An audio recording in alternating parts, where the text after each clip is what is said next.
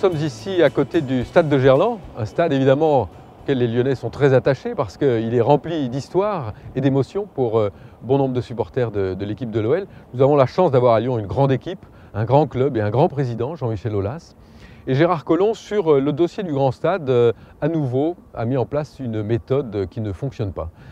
C'est une méthode où on met en place des organismes de concertation que l'on ne concerte pas et au final, il décide tout seul d'un choix essentiel pour l'avenir du sport à Lyon. Le choix de Gérard Collomb, c'est tout simplement de faire en sorte que ce stade de Gerland n'accueille plus ni l'équipe ni les supporters de l'OL et il délocalise tout ça à Dessines, donc bien à l'extérieur de Lyon. Ça pose un vrai problème, d'abord parce que pour aller à Dessines, les collectivités locales et l'État vont devoir mettre la main à la poche et c'est entre 300 et 400 millions d'argent public qui seront investis uniquement dans les voies d'accès. Le projet de stade, évidemment, reste un projet privé financé par l'OL.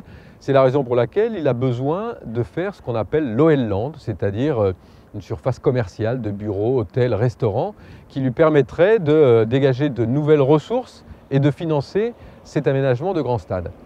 J'ai proposé à Gérard Collomb que plutôt que d'aller à Dessines, nous restions à Gerland. La première chose qu'on m'a dit, c'est qu'on ne pouvait pas agrandir le stade. Or, on peut agrandir le stade puisqu'il est classé à l'inventaire, effectivement. Ça veut dire qu'on ne peut pas toucher les structures existantes, mais on peut agrandir.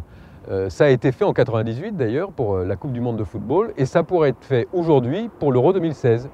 Et on pourrait même continuer à jouer pendant les travaux puisqu'on peut faire les travaux côté par côté et évidemment continuer à accueillir des spectateurs. Ensuite, on nous a dit qu'on ne pouvait pas faire l'OL Land, donc ça rendait compliqué la chose.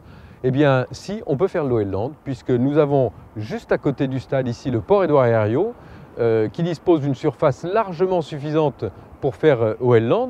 Et même si Gérard Collomb, à un moment donné, nous a dit encore qu'on ne pouvait pas parce que c'était classé Céveso, zone à risque, eh bien, c'est faux, puisqu'il se trouve que 25 hectares du port Édouard Herriot sont hors zone à risque, hors zone Céveso, donc tout à fait aptes à accueillir le projet d'OL Land. Donc nous sommes là encore dans une sorte d'impasse où Gérard Collomb décide tout seul pour un grand projet d'infrastructure.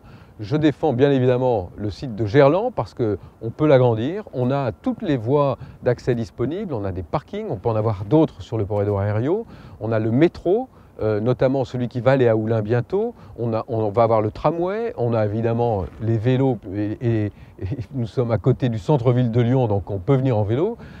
Donc tout ça est tout à fait possible et ne nécessite pas, bien sûr, une dépense de 300 à 400 millions d'argent public, c'est-à-dire l'argent du contribuable. Donc il faut sortir de ce dossier-là, revenir avec le dossier du stade de Gerland, on agrandit Gerland, on peut faire OL Land à côté, ça donne des ressources supplémentaires au club pour pouvoir financer ce projet.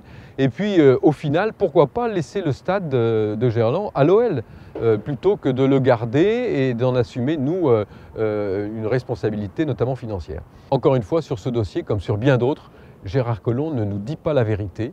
Nous avons ici, sur le site de Gerland, toutes les possibilités d'agrandissement et de constitution d'un OL Land pour le club de l'OL. Et bien évidemment, nous n'avons absolument aucun besoin d'un grand stade à Dessines qui coûterait 300 à 400 millions d'argent du contribuable.